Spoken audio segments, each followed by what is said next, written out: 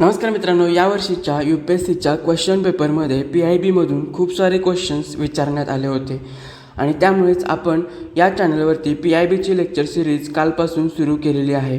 आज हे आपल्या लेक्चर सिरीजचं दुसरं लेक्चर आहे. पहिलं जे प्रेस रिलीज आहे ती आहे AI ट्रंकबद्दल. AI ट्रंक ही एक hyper scale data centre develop करणारी कंपनी आहे. डेटा सेंटर म्हणजे काय, तर ज्या मोठ्या मोठ्या डिजिटल कंपनीज असतात, उदाहरणार्थ मेटा घ्या किंवा ॲमेझॉन घ्या, त्यांचा डेटा स्टोअर करण्यासाठी त्यांचे जे सर्व्हर्स आहेत त्यांना हँडल करण्यासाठी या डेटा सेंटर्सचा यूज केला जातो. आणि असे डेटा सेंटर्स बनवणारी ही जी AI ट्रंक कंपनी आहे ती भारतामध्ये 5 गिगावॅटची कपॅसिटीचं डेटा सेंटर उभं करणार आहे आणि त्यासाठी ती 3 लाख करोड म्हणजेच 30 बिलियनच्या आसपास इन्व्हेस्टमेंट भारतामध्ये करणार आहे. आणि याबाबतची घोषणा प्राईम मिनिस्टर नरेंद्र मोदी यांनी केलेली आहे. त्यानंतर आपल्या भारताची जी डिजिटल इन्फ्रास्ट्रक्चर हिस्ट्री आहे त्यामधली ही एक one of the largest investment असणार आहे. त्यानंतर जर आपला भारत जो आहे तो डेटा लोकलायझेशनसाठी सध्या पुश करत आहे. म्हणजेच काय, ह्या ज्या फॉरेन कंपनी आहेत ॲमेझॉन, मेटा, त्या ऑपरेट भारतामध्ये करतात, पण त्यांचे जे डेटा सेंटर्स आहेत ते फॉरेनमध्ये लोकेटेड आहेत. म्हणजेच भारतीयांचा डेटा फॉरेनमध्ये नेला जातो आहे आणि भारताला अशी भीती आहे की भारतीयांचा तो जो डेटा आहे त्याचा गैरवापर केला जाऊ शकतो आणि म्हणूनच भारत डेटा लोकलायझेशनसाठी पुश करत आहे. आणि ही जी इन्व्हेस्टमेंट असणार आहे $30 बिलियन भारतामध्ये डेटा सेंटर उभारण्यासाठीची, ती भारताच्या डेटा लोकलायझेशनच्या धोरणाला पूरक अशी असणार आहे.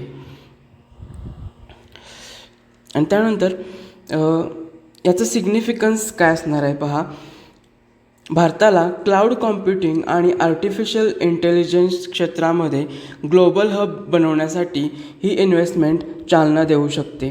त्यानंतर भारताचे जे डोमेस्टिक सप्लाय चेन आहे हार्डवेअर आणि सॉफ्टवेअरची, तिला चालना देण्याचं काम किंवा भारताची जी इंडिजिनस इनोव्हेशन आहे तिला चालना देण्याचं काम आणि हाय स्किल्ड एम्प्लॉयमेंट जनरेट करण्याचं काम ही इन्व्हेस्टमेंट नक्कीच करू शकते.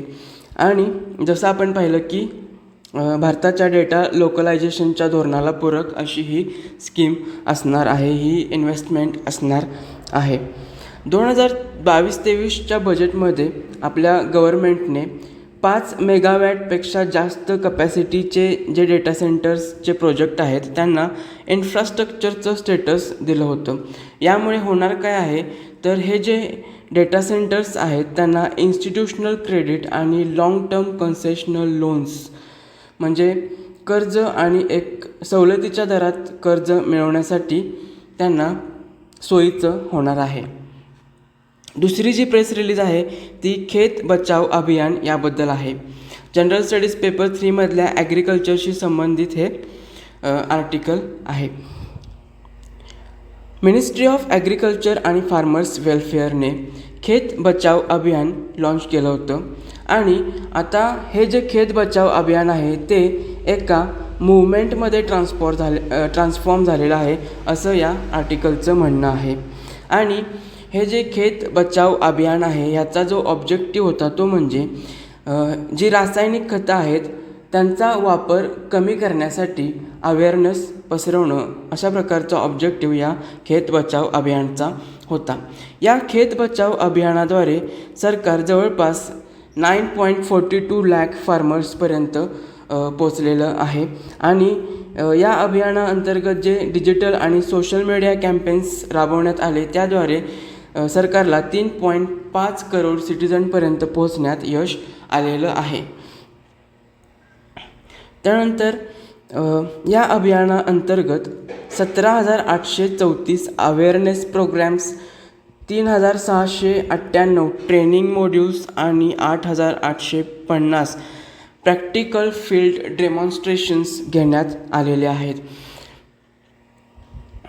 आणि 5,237 पंचायत रिप्रेझेंटेटिव्ज आणि 9,609 रुरल ॲग्री इनपुट डीलर्स म्हणजे शेतीमालाचा विक्री करणारे जे डीलर्स आहेत हे या कॅम्पेनमध्ये सहभागी झाले होते आणि त्यांनीसुद्धा रासायनिक खतांचा वापर कमी करण्याबाबत अवेअरनेस पसरवण्यासाठी मदत केलेली आहे. आता याचे ऑब्जेक्टिव्ज जर आपण पाहिले या खेती बचाव अभियानचे, तर जे रासायनिक खतं आहेत, रासायनिक, सेंद्रिय आणि जैविक खतांचा एका शास्त्रशुद्ध मिक्सचरच्या प्रमाणात त्यांना यूज करणं आणि त्याला चालना देणं हे एक ऑब्जेक्टिव्ह आहे या अभियानामागचं. त्यानंतर सॉईल हेल्थ कार्डच्या रिकमेंडेशननुसारच खतांचा वापर करण्याला चालना देणं आणि अल्टरनेट जे फर्टिलायझर्स आहेत जसे नॅनो युरिया, नॅनोडॅप यांच्या वापराला चालना देणं, जेणेकरून सबसिडीचं बर्डन सरकारवरचं कमी होईल आणि केमिकल फर्टिलायझर्सच्या ग्राउंड वॉटर लिचिंगमुळे होणारं जे नायट्रेट पोल्युशन आहे ते सुद्धा कमी होईल. तिसरी जी प्रेस रिलीज आहे ती 14th India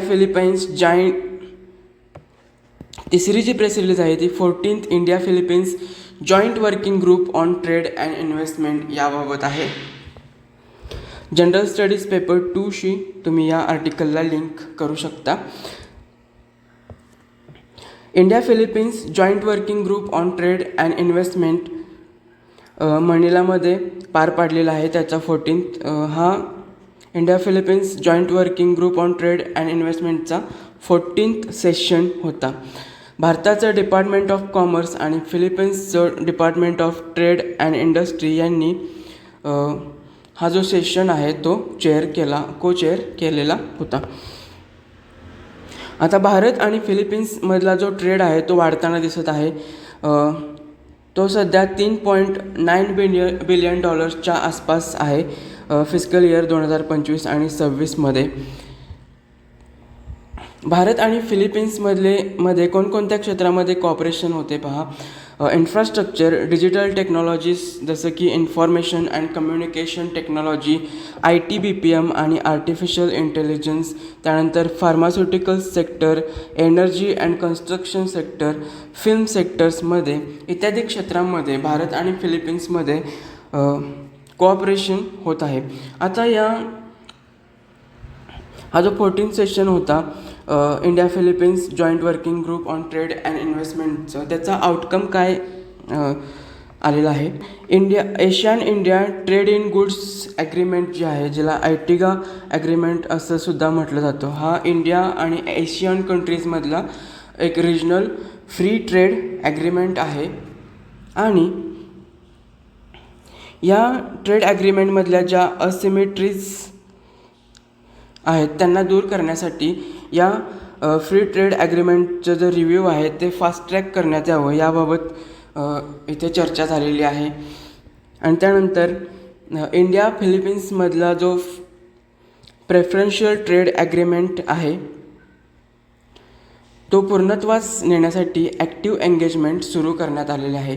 preferential trade agreement म्हणजे काय, काही विशिष्ट गुड्स आणि सर्व्हिसेस वरती लागणारा किंवा विशिष्ट गुड्सवरती लागणारी जी कस्टम्स ड्युटी आहे किंवा जो टॅरिफ्स आहेत ते दोन्ही देश कमी करतात, पूर्णपणे एलिमिनेट करत नाहीत, तर टॅरिफ आणि कस्टम ड्युटी कमी केली जाते प्रेफरन्शियल ट्रेड ॲग्रीमेंटमध्ये. 4th प्रेस रिलीज आहे 7th regional metrological centre in Jammu. म्हणजेच जम्मूमध्ये आपल्या ministry of earth सायन्सने 7th regional metrological centre सुरू केलेलं आहे आणि ते वेस्टर्न हिमालयन झोनसाठी असणार आहे. वेस्टर्न हिमालयन झोन म्हणजेच जम्मू काश्मीर, लद्दाख आणि हिमाचल प्रदेश. आणि हे जे आहे रिजनल मेट्रोलॉजिकल सेंटर याचं काम काय असतं तर वेदर फॉरकास्ट करणं वॉर्निंग्ज इश्यू करणं, flash flood, cloud burst, avalanches and landslide यांच्या वॉर्निंग्ज इश्यू करणं. थोडक्यात क्लायमेट सर्व्हिस प्रोव्हाइड करण्याचं काम हे रिजनल मेट्रोलॉजिकल सेंटर्स करत असतात. त्याचबरोबर लखनौमध्ये सुद्धा एक अशा प्रकारचं रिजनल मेट्रोलॉजिकल सेंटर तयार करण्याची अनाऊन्समेंटसुद्धा करण्यात आलेली आहे. हे जे रिजनल मेट्रोलॉजिकल सेंटर जम्मूमध्ये सुरू केलेलं आहे, यापूर्वी काय व्हायचं तर दिल्लीमधलं जे रिजनल मेट्रोलॉजिकल सेंटर आहे तेच संपूर्ण नॉर्थ इंडियाची क्लायमेट सर्व्हिस पाहत होता. आणि आता जम्मूमध्ये हे RMC सुरू झाल्यामुळे हे जे RMC आहे जम्मूमधलं ते जम्मू काश्मीर, लडाख आणि हिमाचल प्रदेशमधल्या ज्या क्लायमेट सर्व्हिस आहेत ते ओव्हरसी करणार आहे. आता हे काम काय करणार आहे, जसं सांगितलं त्याप्रमाणे वेदर फॉरकास्टिंग करणार आहे.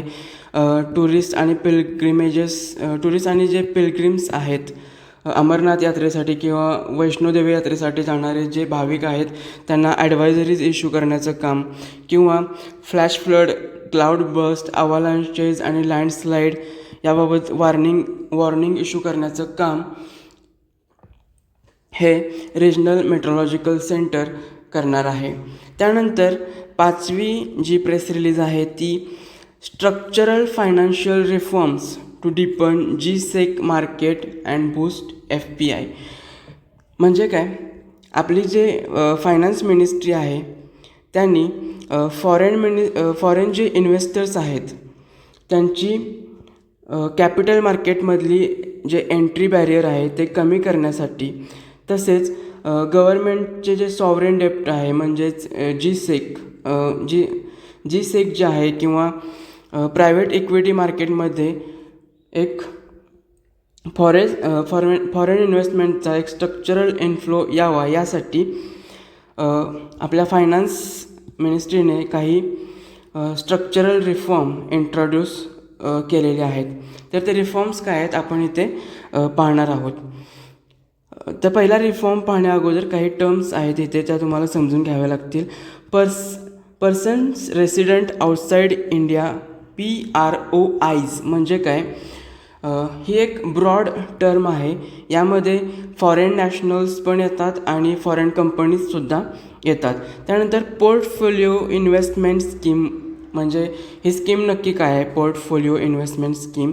तर या स्कीमद्वारे जे नॉन रेसिडेंट इंडियन्स आहेत किंवा जे ओव्हरसीज सिटिझन्स ऑफ इंडिया आहेत ते भारतातल्या प्रायव्हेट कंपनीचे जे